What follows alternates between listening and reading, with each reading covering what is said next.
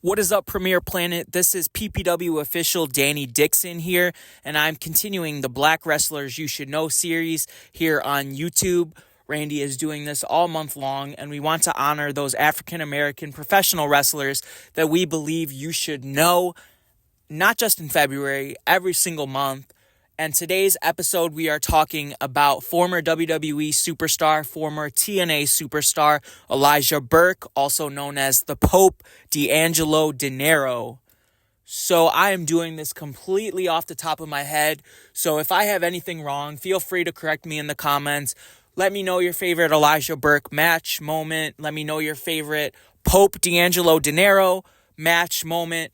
We would love the engagement. Feel free to let us know. And let's get into it. So my personal experience with Elijah Burke, watching him as a kid, was in WWE ECW in 2006. And I remember he kind of had this presentation where he was like a boxer and he had like a sweat towel around his neck. He wore a tracksuit.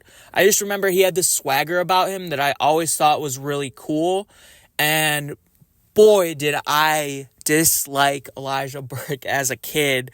He knew how to get under your skin, and especially because one of his prime targets in WWE ECW was CM Punk, who is one of my favorite wrestlers, still is to this day. But my first introduction to him, I believe, was at the infamous December to Dismember pay-per-view in 2006. I remember he had a manager who was named Sylvester Turkai, I believe. He looked similar to Mike Knox in a way, if anybody remembers Mike Knox.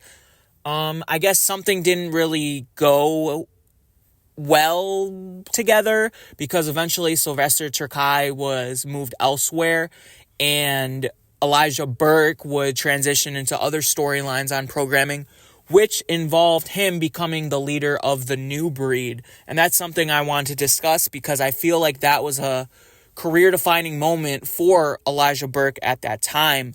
The New Breed consisted of Kevin Thorne, another one of my favorite wrestlers of all time, Marcus Corvan, Monty Brown, who we will also be covering this month.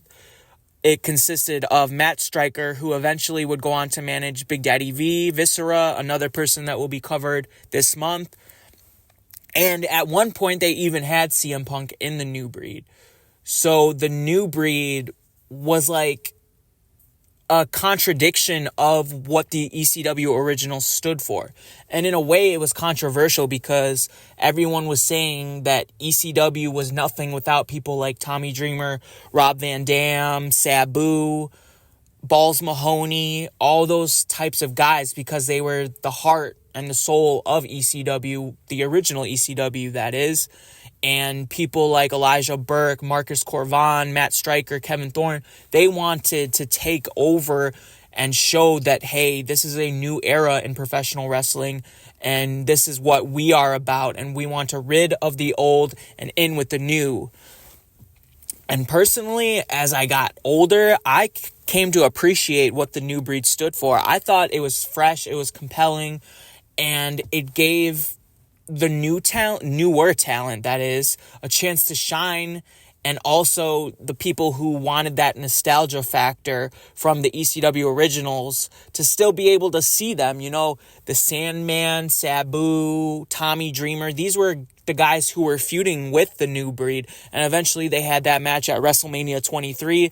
It was a pretty quick match, but I recommend going to check that out because that was a long-standing storyline. I remember being so mad as a kid that they would always jip ECW in the tri-branded pay-per-views. You know, you would all have like Batista and Undertaker, you would have John Cena and Shawn Michaels, and then ECW only got like one or two matches on the card.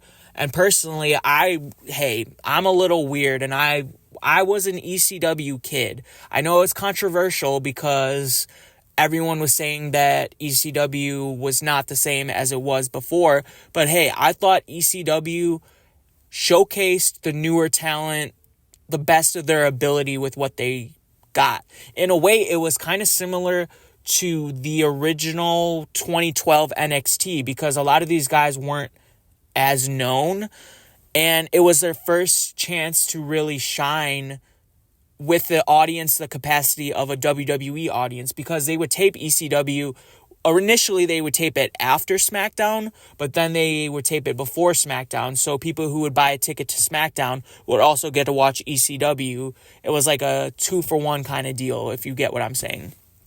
Anyways, back to Elijah Burke. I thought Elijah Burke was gifted on the microphone. Elijah Burke knew how to get under your skin and knew the right tone to use that would garnish a reaction. And I think that's very important in professional wrestling, because silence during a promo means that something is not working.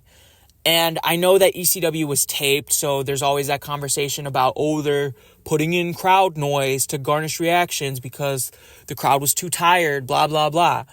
Okay, some of the words that Elijah Burke was using were intentionally garnishing a reaction. You can't tell me that this guy was talking trash about CM Punk and you won't be like booing. I mean, maybe you liked Elijah Burke back in the day and you were cheering. Either way, it's garnishing a reaction. And I think that's what Elijah Burke knew how to do really, really good. And hey, I think Elijah Burke was one of those guys that blurred the lines between fantasy and reality. And what I mean by that is that his presentation was very much like a boxer. You know, there's the movie, I think, Creed with Michael B. Jordan. And in a way, I feel like Elijah Burke's presentation in WWE was very similar to that. I remember he had wrist tape on his wrist and it said 4 up. And as a kid, I was really, really confused at what that meant. I was like, is this guy like trying to make a new 7-Up soda? I was like, I don't know what that stands for at all. But ironically, I didn't even find out until SmackDown vs. Raw 2008 when it was explained in the loading screen. But the whole significance behind that was that it was 4 knuckles upside your head, because Elijah Burke was kind of like his presentation at least was like a bare knuckle fighter who knew how to talk crap. And I think that made him compelling, you know? And I remember his finisher too. It was unique because he came at you with velocity. He came at you with intensity. It was like 2 knees to the back of someone's neck in the corner.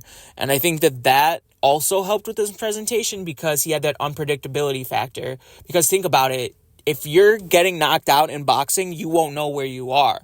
If you're getting 2 knees to the back of your neck, 1, you better hope that you're still alive. And 2, that's something that, okay, maybe in a boxing match, you would get disqualified. But if you're fighting someone on the street, if the person has hops, that could very well happen. I mean, especially nowadays with viral fights on social media, anybody will do anything for like a reaction. I saw someone on Twitter hit someone with a white noise, like Sheamus's finishing move. In a fight, like a real fight, someone hit a white noise. So don't come at me saying that that's far-fetched, because it very well could happen. Anyways, I digress. Elijah Burke was one of those guys that he was so close to being ECW champion on multiple occasions, and I feel like something was just holding them back from pulling the trigger and saying, hey, this is our guy. And that's something that I feel like they didn't take advantage of with the new breed, because more and more newer guys were coming in and more of the new breed were leaving. Eventually, Marcus Corvan left WWE. Viscera would leave WWE. Sabu, but he wasn't in the new breed. But you get what I mean. A lot of these guys were leaving ECW, leaving WWE for that matter. And Elijah Burke he was still there for a hot minute. I believe it was 2008. He actually got to wrestle Ric Flair in one of Ric Flair's last matches. It was like the do or die, whereas like if Ric Flair loses this match, he has to retire from professional wrestling. Obviously that didn't really happen because he just had his last match like last year. But anyways, that's another story for another day.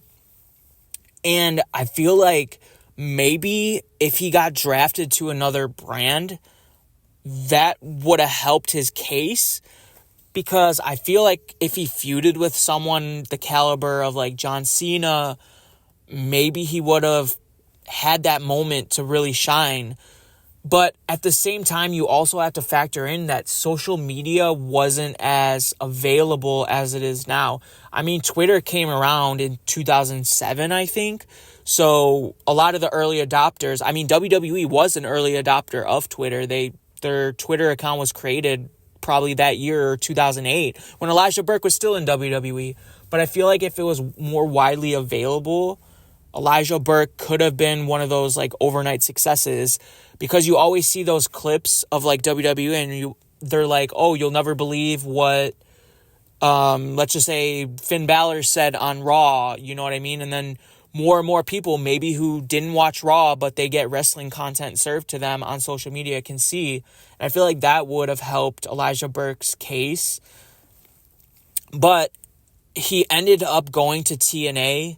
I believe 2009 was his first year in TNA. And I believe Randy was also working in TNA during that time. So I'm sure he might have interacted with him during that time. So feel free to ask Randy, does he have any stories about Elijah Burke, about the Pope D'Angelo Dinero, who we're going to talk about right now. So he went through kind of a character change. He became the Pope D'Angelo Dinero, and he continued these very intense promos. And I want to talk about his tone in his promos, because I feel like that's something that a lot of wrestlers are not taking advantage of, because you can say something verbatim, but it's how you say it that makes you compelling. And I feel like D'Angelo Dinero, the Pope, had that factor, that he was able to have the right tone to make you despise him. Now, a lot of the Pope's TNA career was kind of a blur to me. I just watched a video on TNA's Suicide, the masked character from the video game who eventually became a real character in TNA.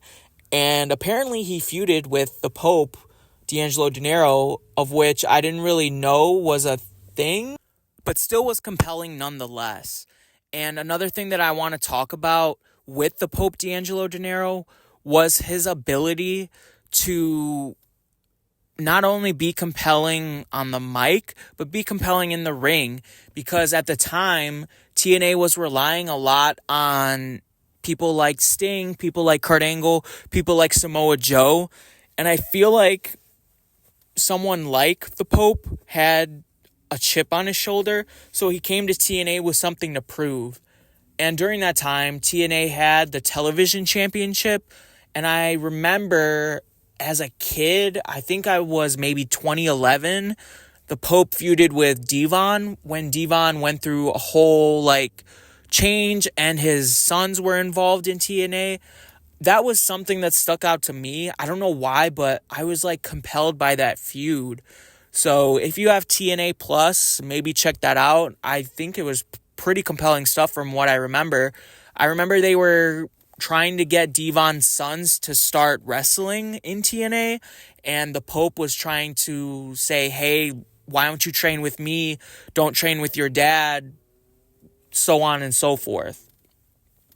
And this is where it's kind of a little foggy to me, but I vaguely remember him feuding with Samoa Joe, and I think that was another thing that stuck out to me. I want to say it was during the time where Samoa Joe went through a change where he wore like the tribal face paint and he had the Nation of Violence theme song, which I thought was a pretty cool theme song.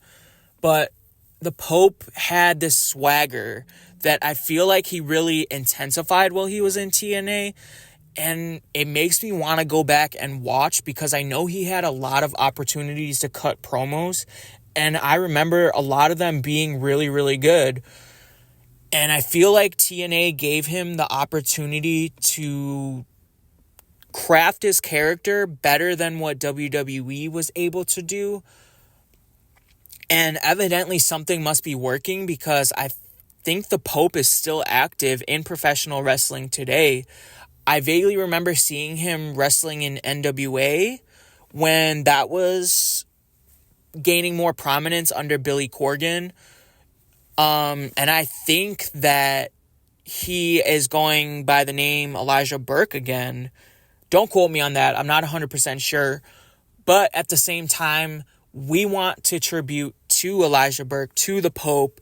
Check out some of his work because I definitely think he was underrated and I definitely think his promos should be studied. Listen to the tone and how he speaks, and I think that was really some compelling stuff. Speaking of compelling stuff, if you are in the Rockford, Illinois area, come on out every Saturday night for some family-friendly professional wrestling here at Premier Pro Wrestling. That is right, we tape live professional wrestling every Saturday night at 3839 Broadway in Rockford, Illinois. We would love to see you there. This is Danny Dixon signing out.